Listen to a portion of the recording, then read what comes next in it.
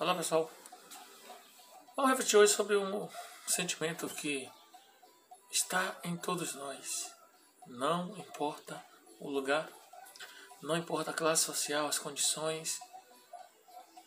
Por mais que você seja corajoso, em algum momento você já sentiu ou sente medo. A reflexão é: o que te deixa com medo?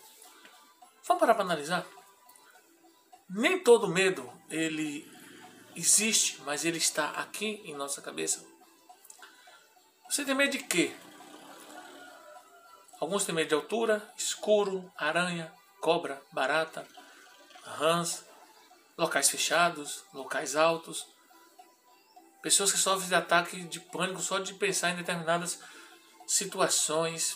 Medo do desconhecido, medo do mar, medo de tubarão, medo de avião. Pessoas que têm medo de barco. O que é o medo? Um sentimento como alegria, tristeza, frustração, humor, raiva, gratidão, culpa, esperança. É um sentimento. O medo que mais nos aflige não é o medo das coisas, de objetos, de animais, de situações. O pior tipo de medo é o medo irreal. Ele só existe em nossa mente, em nossa cabeça. Só que ele nos apavora, nos trava e nos deixa paralisados. O medo é pessoal, o que pode ser aterrorizante para um, pode não dizer nada para o outro. Pessoas que têm medo de barata, o outro vai lá e pisa. Pessoas que têm medo de rã, o outro vai lá e chuta. Pessoas que têm medo de galinha, pasme. Eu tenho uma vizinha, uma conhecida minha, que ela tem medo de galinha. Tem um colega meu que ele não tem medo de cobra, mas tem medo de lagarta. Acontece. Então, pode ser algo assustador para um e indiferente para o outro. E qual é a função do medo? Você já parou para analisar? O medo também tem uma função boa, positiva. Em sua vertente inteligente. O medo nos afasta e nos protege do perigo, seja um perigo presente ou antecipado. Por exemplo, quem tem medo de se afogar dificilmente vai se enveredar em águas perigosas, ou mesmo algum lugar raso a pessoa já evita. Então assim, quem tem medo de se afogar dificilmente vai se afogar. Quem se afoga é quem é mais afoito, quem sabe nadar, quem se envereda por lugares mais profundos e correntezas mais resistentes, mais rápidas e fortes. Então, segundo Freud, o medo é fundamental para a sobrevivência. Por exemplo, a pessoa que tem medo de cobra, ela vai no mato, na floresta, na mata, no passeio, no campo, e ela fica com sentidos mais aguçados, imaginando que alguma cobra possa estar à espreita dela. Então, dificilmente ela vai ser pega de surpresa. Quem não tem medo, encara e passa despreocupadamente e se expõe mais ao perigo. Então, o que é que o medo pode fazer? Se ele tem algo que é positivo e também tem algo que é negativo. Não sentir medo é praticamente impossível. O problema não é ter medo, e sim ser dominado por ele. Se deixar levar a tal ponto que ele vira uma fobia. Pessoas que têm fobias sociais, têm medo de andar na multidão, de sair para uma grande cidade, um grande centro. Pessoas que têm medo de conviver com pessoas. E como é que o medo age? Em especial de duas maneiras. Você pode...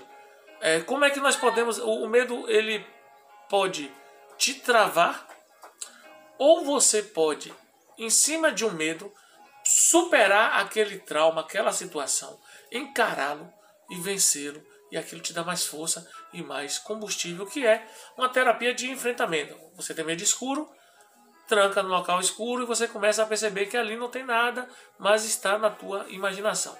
E quais são as duas opções que nós temos diante do medo? A primeira é a mais convencional, fugir.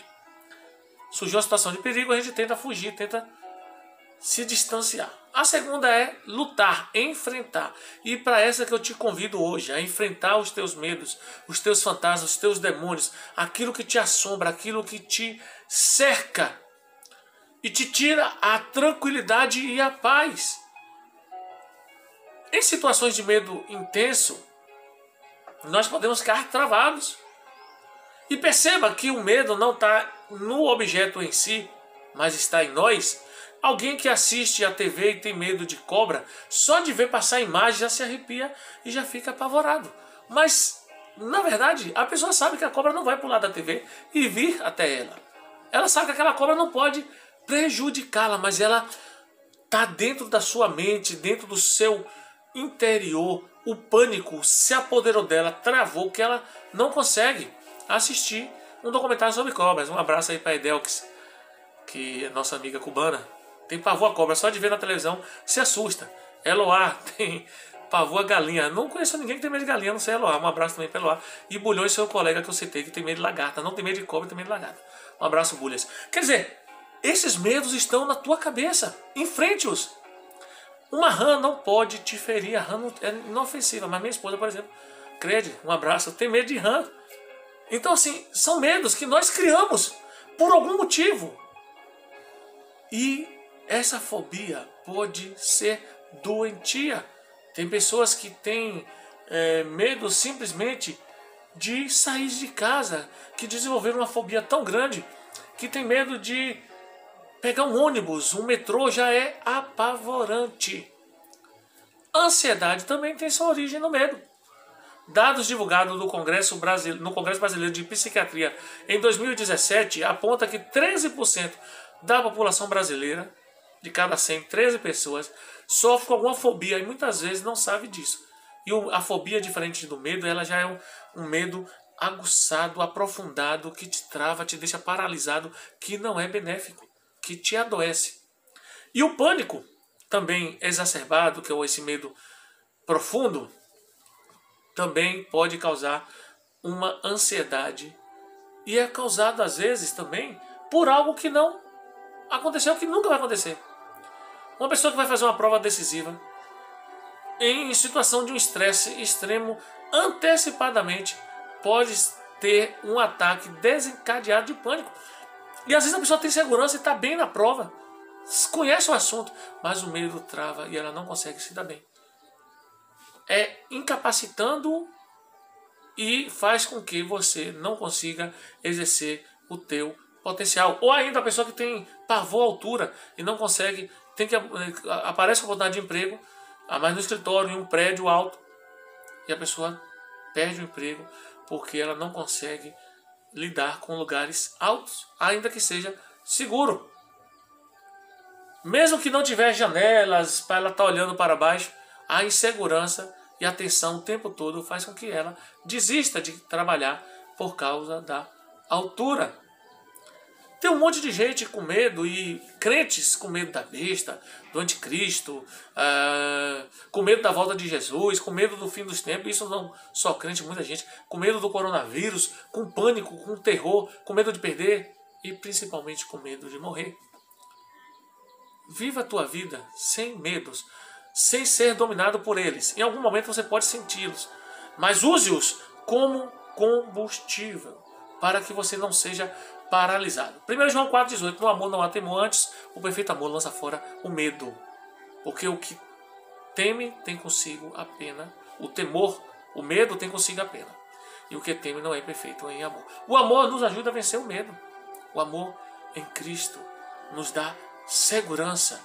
E não tem problema nenhum se você tem medo desses insetos e animais que eu aqui citei no vídeo. Mas o problema é quando o medo se instaura em minha mente.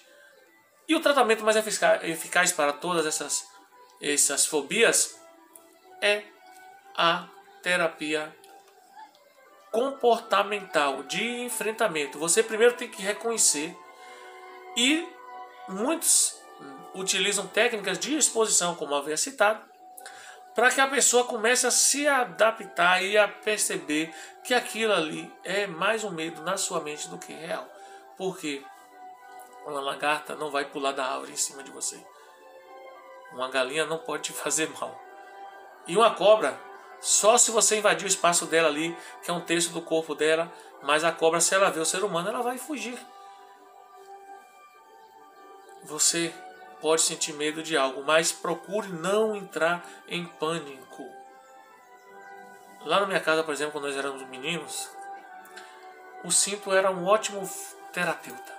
Quando o cara estava com medo escuro, vai dormir, E aí ameaçava bater, a gente dormia no escuro, se embrulhava tudo, mas era um enfrentamento.